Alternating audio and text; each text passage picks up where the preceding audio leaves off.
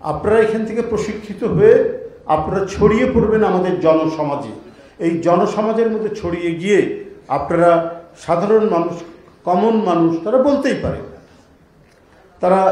পারে আপনার, যেহেতু আপনারা বিএনপি নামক রাজনৈতিক দলের একটি সহযোগী সংগঠনের সাথে জড়িত, নিশ্চয়ই এই বিএনপির ম্যানিফেস্টো, এই বিএনপির সামনের নির্বাচনী তার অঙ্গীকারগুলো কি, এবং যে অঙ্গীকারগুলো তারা নানাভাবে নানা মাধ্যমে শুনছে, সেটার আরও বিস্তারিত আপনাদের কাছ থেকে জানতে চাইবে।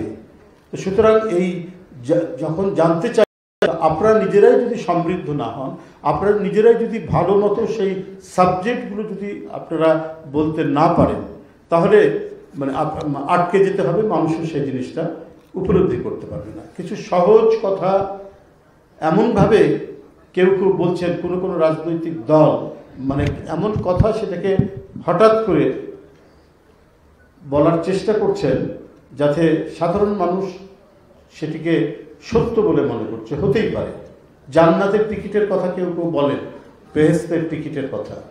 তো এই যে বেহেশতের টিকিটের কথা বলেন, এটার উপরে যদি আপনারা তাৎক্ষণিক যদি আপনাদের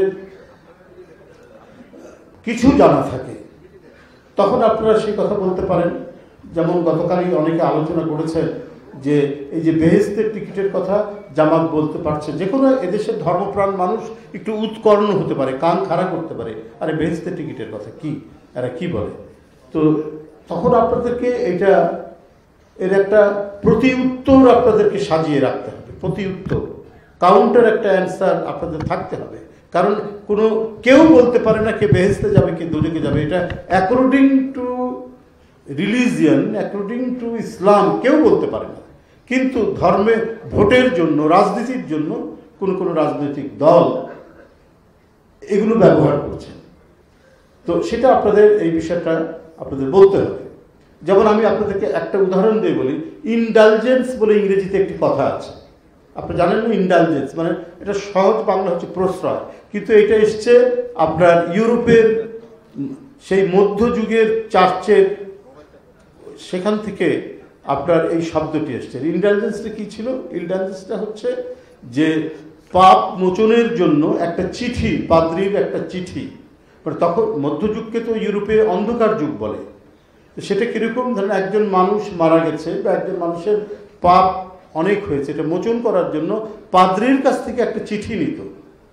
সেই চিঠিটা, যে ব্যক্তিটা মারা গেছে তার কফিনের মধ্যে চিঠিটা দিলে তাহলে তার পাপ মোচন হয়ে গিয়ে সে স্বর্গে চলে যাবে।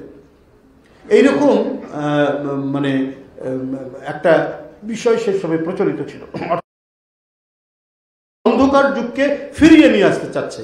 এটা যদি আপনাদের একটু ইউরোপের ইতিহাস পড়া থাকে, তাহলে আপনারা জিনিসগুলোকে ভালো করে আপনারা বলতে পারবেন। এটা আপনারা মানে আপনাদের এই জিনিসটা জানা থাকবে।